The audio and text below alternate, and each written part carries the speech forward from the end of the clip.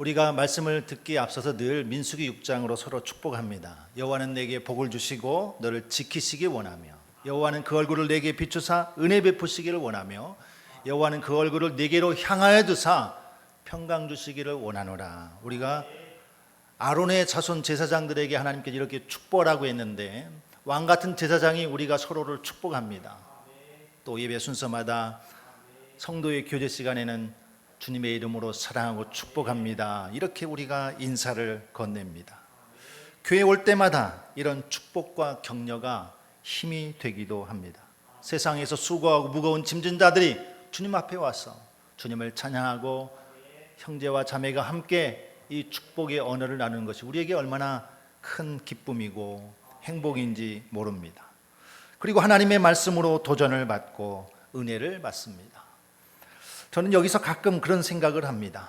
우리가 매주일 듣는 하나님의 선포된 말씀이 나의 귀에 달콤한 말씀이었던가 생각해 봅니다. 어떤 분은 지난주에 너희가 마당만 밟는도다, 이런 말씀이 서운할 수도 있습니다. 내가 주를 위해서 헌신하고 예배의 자리에 이렇게 기쁨으로 자원해서 나오는데 마당만 밟는 것은 아니지 않습니까? 오늘 말씀의 제목도 들포도를 맺었도다입니다. 들포도를 맺었다. 왠지 좋은 말씀 같지는 않습니다. 들포도. 오늘 복음서의 말씀 누가복음 12장 49절에서 예수님은 내가 땅에 불을 던지러 왔노라 그러셨습니다. 내가 세상에 화평을 주러 온 줄로 아느냐, 도리어 분쟁하게 하려 함이로다. 그러면서 너희가 어찌 이 기상은 분변하면서 날씨는 분간하면서 이 시대는 분간하지 못하느냐, 어찌 옳은 것을 스스로 판단하지 아니하느냐, 이렇게 말씀하셨습니다. 우리 귀에 달콤하게 들리는 말씀은 아닐 것입니다. 성경에는 분명히 잘되고 복되고 형통한 말씀들이 너무나 많이 있습니다. 그런 축복의 인물들이 굉장히 많이 등장합니다. 그런데도 우리는 무거운 말씀을 때로는 만나야 합니다. 예수님께서 선포하신 말씀들을 가만히 들어보면 하나님 나라의 가치, 하나님의 나라를 선포하고 하나님의 나라를 가르치시는데, 우리가 생각하는 잘되고 형통한 복들이 물론 그 안에 녹아 있지만 주님은 그것을 우선적으로 말씀하지 않았습니다. 너는 마음이 가난해져라, 너는 심령이 가난해져라, 그런 자가 복이 있다. 예수님의 말씀 가운데 우리가 생각했던 하나님의 나라의 가치가 내가 생각한 세상의 그런 복이 아니라 하나님의 뜻과 하나님의 정의가 이루어지는 것이라고 주님은 강조해서 말씀하고 있습니다. 그것을 위해서 나는 죽고 내 안에 예수로 살아가고 있느냐, 이것이 그리스도인이 가져야 될 질문이라고 저는 수없이 말씀을 드렸습니다. 나는 죽고 내 안에 하나님의 영으로 살아갈 때 그 모든 복은 당연히 하나님의 나라를 통해서 우리에게 주어지는 것이기 때문에 그렇습니다. 그래서 오늘 이사야 말씀 앞에서 이 말씀 앞에 서 있는 나를 아는 것이 중요하겠다. 이 말씀 앞에 서 있는 지금의 나의 모습, 현재의 나를 아는 것이 중요하겠다. 나는 누구이고 나는 무엇을 드러내며 사느냐, 이런 질문입니다. 여러분, 이사야서가 아니면 어디서 또 이런 말씀을 들을 수 있을까요? 무슨 말씀인가 하면 이사야 62장 4절 이하에 보면 다시는 너를 버림받은 자라 부르지 아니하며 다시는 네 땅을 황무지라 부르지 아니하고 오직 너를 헵시바라 하며 네 땅을 뷸라라 하리니 이는 여호와께서 너를 기뻐하실 것이요 네 땅이 결혼한 것처럼 될 것임이라, 이렇게 말씀합니다. 하나님께서 이스라엘이 잘못된 길을 가고 하나님의 뜻을 버릴 때에 책망하시고 징계도 내리셨지만 하나님은 변함이 없으셨습니다. 내가 네 이름을 바꿔주겠다, 다시 내가 너를 저주하지 않겠다, 너를 버림받은 자라 하지 않겠다, 너는 내가 헵시바라 부르겠다, 너는 나의 기쁨이다, 너는 뷸라라 부르겠다, 너는 나의 결혼한 여인이다, 넌 나와 결혼했다. 하나님은 그 이름을 바꿔주시면서 이스라엘의 자기들의 정체성, 나는 누구인가에 대해서 끊임없이 말씀하셨습니다. 너는 나의 사랑이다, 너는 나의 기쁨이다. 그런 관점에서 이사야 5장 오늘 말씀을 이해하자면 하나님은 이스라엘을 어떻게 보셨느냐, 하나님이 고르고 골라서 뽑은 극상품의 최고의 품들이 좋은 포도나무였다. 이게 하나님이 말씀하시는 겁니다. 하나님이 고르고 골라서 뽑은 나무 중에, 포도나무 중에 극상품 포도나무. 같은 묘목이라도 다 같은 게 아닙니다. 잘 아는 분의 눈에는 이게 좋은 묘목인지 드러나게 되어 있습니다. 요즘은 우리 장로님하고 말씀 나누다 보니까 소도 가서 경매 받아 오는데 소에 족보가 다 있다고 합니다. 그래서 다 이미 분석이 됐고 이 어미가 어떤 소고, 그래서 그런 송아지는 꽤 비쌉니다. 사람들이 송아지가 비싸지만 그 품질 좋은 소를 사는 겁니다. 그래 나중에 팔 때에도 좋은 등급이 나오는 소를 낼 수 있기 때문에 그렇습니다. 같은 소가 아니라 그 소도 좋은 소가 있더라. 같은 포도나무인 줄 알았는데 하나님께서 가장 좋은 최상의 극상품 포도나무를 골라서 심었다. 이스라엘을 하나님 그렇게 보시는 겁니다. 하나님의 백성을 하나님은 최고의 상품이다, 극상품이다, 이렇게 보시는 겁니다. 1절에 나는 내가 사랑한 자를 위하여 노래하되 내가 사랑한 자의 포도원을 노래하리라. 내가 사랑한 자에게 포도원이 있으며 심히 기름진 사내로다. 내 사랑하는 자의, 내 사랑한 자를 위해서 3번이나 내 사랑한 자라고 말합니다. 물론 내용적으로 보면 여기서 1절에 사랑한 자는 하나님은 하나님 자신을 그렇게 표현했습니다. 내 사랑한 자, 내 사랑한 자를 위해서 내가 포도원을 만들고. 근데 하나님의 말씀이 늘 우리에게 선포될 때는 이런 말씀입니다. 하나님은 본래 우리를 내 사랑하는 자라고 부르셨습니다. 내 사랑하는 자. 그렇기 때문에 포도나무 중에도 최고의 상품이 좋은 극상품 포도나무를 하나님이 내 사랑하는 자의 포도원에 심은 것입니다. 이것이 우리 하나님의 마음입니다. 이것이 우리 하나님이 우리를 향한 뜻입니다. 우리의 정체성입니다. 우리의 아이덴티티, 변함이 없는 나는 누구인가? 나는 하나님께서 뽑아내신 최상품의 포도나무다. 나는 하나님께서 뽑아내신 가장 좋은 하나님의 나무이다. 이것은 변함이 없습니다. 근데 오늘 이 농부의 이야기를 한번 들어봅시다. 농부가 포도원을 만들었습니다. 땅을 파서 돌을 제하고 극상품 포도나무를 심었습니다. 관리하려면은 또 여우가 틈타지 못하게 울타리도 쳤습니다. 망대를 세워서 거기서 매일 기거하면서 잠도 잤는지 모릅니다. 망대를 세워서 이 나무를 가꿉니다. 그리고 미래에 대한 희망이 있습니다. 최고의 상품을 심었는데 최고의 포도를 따서 그것으로 가장 좋은 포도주를 만들어야지. 그 망대 아래에다가 술틀을 만들었습니다. 얼마나 희망적입니까? 시간이 흘렀습니다. 보통 1년 지나면 열매를 맺기 시작하잖아요. 열매를 맺었습니다. 포도원 주인이 가서 포도 열매를 따서 입에 넣었습니다. 맛이 어떻습니까? 맛이 너무 시고 너무 써서 그냥 바로 뱉어버렸습니다. 이게 들포도입니다. 들포도. 시고 써서 먹을 수가 없는 포도, 들포도. 최상의 나무를 심어서 최상의 포도를 기대했는데 열매를 따보니 들포도를 맺었구나. 이것이 이 포도원 농부의 한탄이었습니다. 이 말씀에 대한 해석이 7절에 나옵니다. 무릇, 그랬으니까 이게 이제 비유죠. 해석이죠. 무릇 만군의 여호와의 포도원은 이스라엘 족속이요 그가 기뻐하시는 나무는 유다 사람이라. 그들에게 정의를 바라셨더니 도리어 포악이요 그들에게 공의를 바라셨더니 도리어 부르짖음이었도다. 포도원 주인은 하나님이시고요 포도원은 이스라엘 족속 또는 가나안 땅, 포도나무는 유다 사람들. 하나님이 기대한 좋은 포도는 하나님의 정의와 공의였습니다. 그런데 이스라엘이 맺은 들포도, 나쁜 포도는 무엇이었습니까? 포악과 부르짖음, 비명소리였다는 겁니다. 하나님이 기뻐하시는 정의와 공의를 하나님이 원하셨는데 그들에게는 포악함이 열매로 드러났고 비명소리, 부르짖음이 열매로 드러났던 것입니다. 그래서 하나님은 이 농부의 책망을 우리에게 들려주고 있는 겁니다. 우리가 이 말씀 객관적으로 읽으면 그렇지, 이 비유의 말씀 이스라엘에게 적용되네. 이스라엘은 참 하나님이 그렇게 사랑하시고 아끼시고 가나안 땅까지 인도하셨는데 어떻게 하나님을 버리고 이런 좋지 않은 열매를 맺는가, 그렇게 생각할 수 있지만 이 비유가 이스라엘에게만 해당되겠습니까?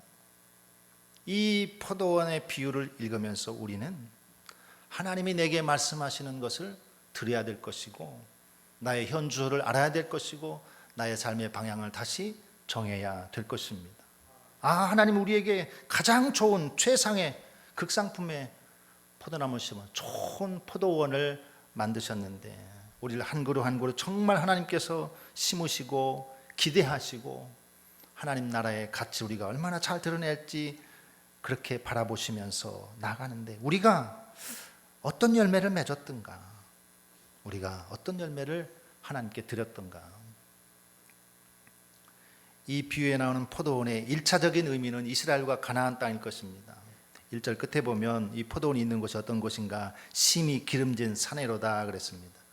민수기 13장에 보면 하나님께서 가나안 땅을 약속하셔서 이스라엘 백성들이 어떻게 요단을 건너서 이제 가데스 바네아에 이르러서 그 땅이 어떠한지 정탐하러 보냈습니다.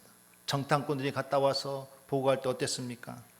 그 어마어마한 포도송이를 들고 오는데 두 사람이 메어 왔습니다. 달린 가지를 메어 둘이 막대기에 꿰어 메고 왔다 그랬습니다. 모세에게 보고를 합니다. 그 땅에 젖과 꿀이 흐르는데 이것은 그 땅의 과일입니다. 젖과 꿀이 흐르는 그 땅에서 어마어마하게 튼실한 포도송이를 매달아 왔던 것입니다.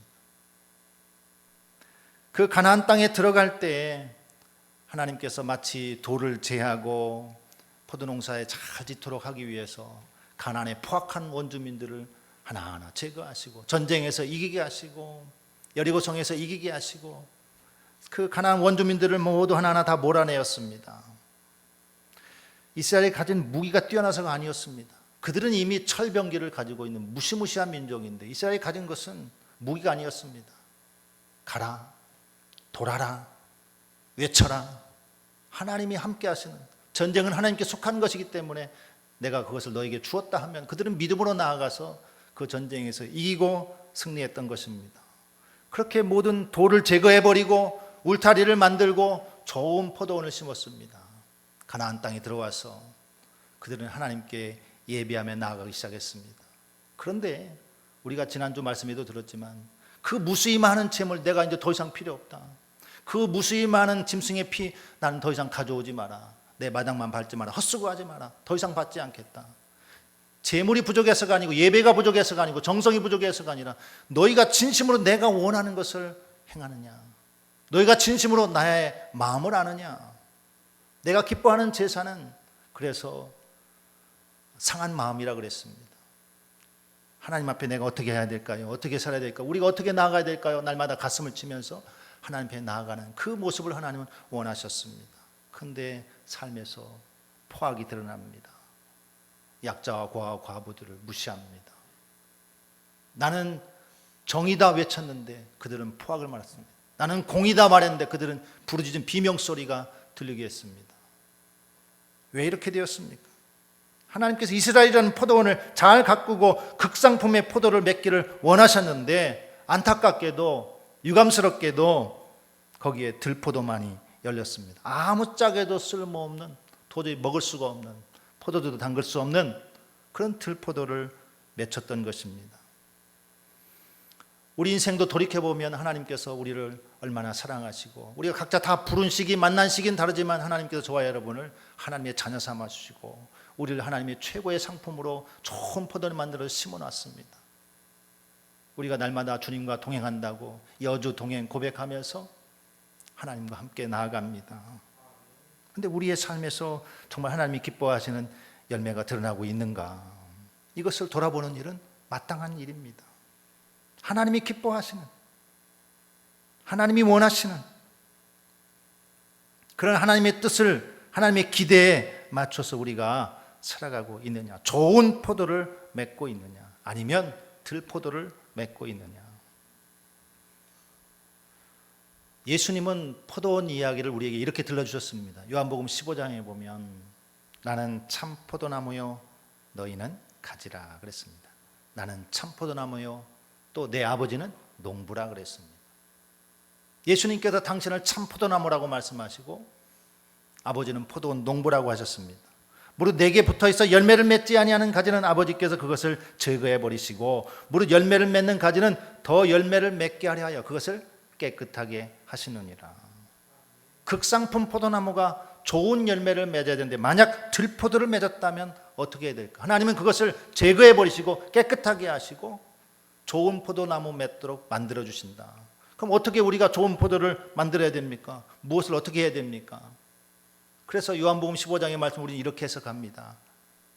참 포도나무, 가장 좋은 포도나무, 그분에게 내가 붙어 있어야, 그분에게 내가, 여러분 젖붙이는 거 아시죠? 나무 젖붙어 있어야 우리는 좋은 열매를 맺게 되는 것입니다. 내 안에 거하라, 나도 너희 안에 거하리라. 가지가 포도나무에 붙어 있지 아니하면 스스로 열매를 맺을 수 없음 같이 너희도 내 안에 있지 아니하면 그러하리라. 나는 포도나무요 너희는 가지라. 그가 내 안에, 내가 그 안에 거하면 사람이 열매를 많이 맺나니 나를 떠나서는 너희가 아무것도 할 수 없습니다. 이제 우리는 예수님을 떠나서는 아무것도 할 수 없는 존재가 되었습니다. 열매는커녕. 그래서 예수님 안에 붙어 있어야 되고, 참 포도나무이신 예수님과 젖붙어야 내 안에 모든 쓴뿌리, 나쁜 열매, 들포도의 모든 것들이 제거해지고 하나님이 기뻐하신 좋은 열매를 맺게 된다는 겁니다. 인류의 역사가 그렇습니다. 우리가 성경 읽어보면, 창세기에 보면 하나님께서 오늘 포도원을 만드는 것처럼 에덴 동산을 창설하시고, 오늘 포도원 만드는 것 똑같은 단어입니다. 에덴 동산을 만드셨습니다. 창설하시고 아담과 하와를 통해서 가장 좋은 동산을 선물로 주었습니다. 그런데 아담과 하와라는 보시기에 좋았더라, 보시기에 심히 좋았더라고 하는 극상품의 포도나무를 하나님은 좋은 열매를 기대했는데, 하나님이 기뻐하지 않는, 하나님이 금하신 동상 중앙에 있는 하나님의 금지된 열매를 그들이 따먹었습니다. 왜냐하면 보암직도 하고 먹음직도 하고 지혜롭게 할 만큼 탐스럽기도 하는데, 죄는 그렇게 오는 것입니다. 그래서 아담과 하와가 하나님의 명령을 어기고 하나님의 좋은 극상품의 포도를 기대하셨지만 하나님의 기대를 저버리고 들포도 나무가 되었고, 그래서 에덴에서 추방당하는 벌을 받게 되었습니다.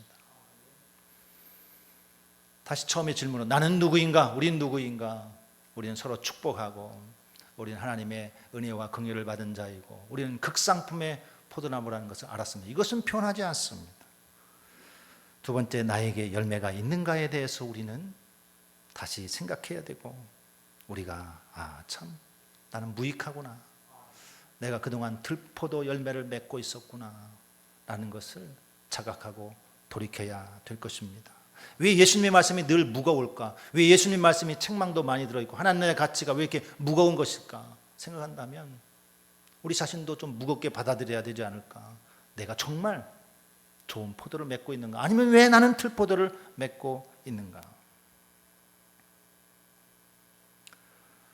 많은 분들과 제가 이야기할 기회가 있습니다. 그러면 저는 어떤 때는 혼자 속으로 굉장히 놀랍니다. 와, 자신을 진짜 모르는 그리스도인이 참 많구나. 다른 말로 하면 자기를 너무 의롭게 생각하는 사람들이 많다는 겁니다. 만일 예수님이 그 안에 계시다면 어떻게 저런 말을 할 수 있을까? 어떻게 저런 행동을 할 수 있을까? 그래서 저 놀랍니다. 제가 진짜 놀란 이유는 저분이 진짜 예수님을 만나긴 한 걸까? 그런 생각까지 들 때가 있습니다.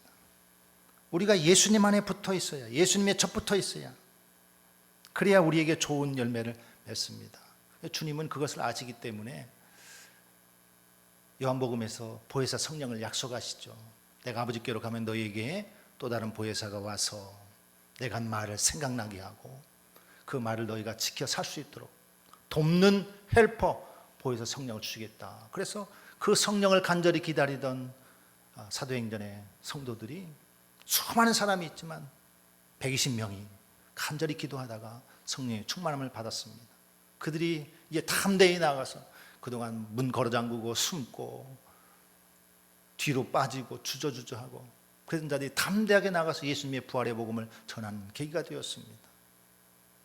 그들이 예수님 만나 3년 동안 훈련받았어도 자기 속에 있는 여전히 들포도를 맺으려고 하는 이런 악한 것들이 그 안에 있어서 성령이 모셔서 그들을 변화시켜 주시고 그들의 말이 변하고 언어가 변하고 그들이 바라본 눈 비전이 변하고 그들이 달라집니다. 나가서 담대히 그들의 열매를 드러내기 시작했던 것입니다. 우리가 예수님 안에 붙어 있어야 되고 예수님이 약속하신 늘 보혜사 성령 안에 우리가 거해야 되는 이유가 바로 그것입니다. 보혜사 성령, 나의 생각과 말과 모든 것들이 성령님 의지하고 성령 안에 있어요. 그렇게 발버둥치고 성령의 충만함으로 살아가도록 노력해야 우리 안에 이런 좋은 포도를 맺을 수 있는 것입니다. 누가복음 12장 오늘 복음서의 말씀에 보면 예수님이 이런 말씀을 하십니다. 나는 받을 세례가 있으니 그것이 이루어지기까지 나의 답답함이 어떠하겠느냐. 예수님이 지금 예루살렘에 올라가려고 굳게 결심한 길 아닙니까? 예수님이 나에게 받을 세례가 있다고 말합니다. 사실 그 세례는 뭐냐면 십자가라고 하는 죽음의 시간입니다. 내가 그것이 이루어지기까지 나의 답답함이 어떠하겠느냐. 예수님도 하나님 아버지께 가장 좋은 열매를 맺어드리기 위해서 그것이 죽음이 기다린다는 걸 알지만 그 예루살렘을 향하여서 굳게 결심하시고 가시면서 나는 받을 세례가 있다. 내가 이것을 받기까지, 이것이 이루어지기까지 나의 답답함을 너희들이 아느냐. 주님께서 십자가에 달려 우리의 모든 죄와 허물을 담당하시고 십자가에 죽으심으로 우리 모든 인류를 하나님의 아들, 딸로 온전히 구원하는 열매를, 최고의 열매를 우리 주님께서 아버지께 올려드렸던 것입니다. 우리 주님도 그러하셨습니다. 주님도 그 죽으심의 세례를 향하여서 답답한 마음을 가지고 담대히 나아갔습니다. 저와 여러분도 우리가 하나님의 너무나 존귀한 보물과도 같은 존재, 극상품의 포도나무인데 우리가 오늘 또 예수님 안에 붙어있고 예수님의 말씀 안에 붙어있고 예수님이 약속하신 보혜사 성령 안에 늘 붙어있어서 우리에게서 하나님이 기대하시고 원하시고 하나님이 기뻐하시는 최고의 열매들을 많이 맺혀드릴 수 있는 저와 여러분 되기를 예수님의 이름으로 축원합니다.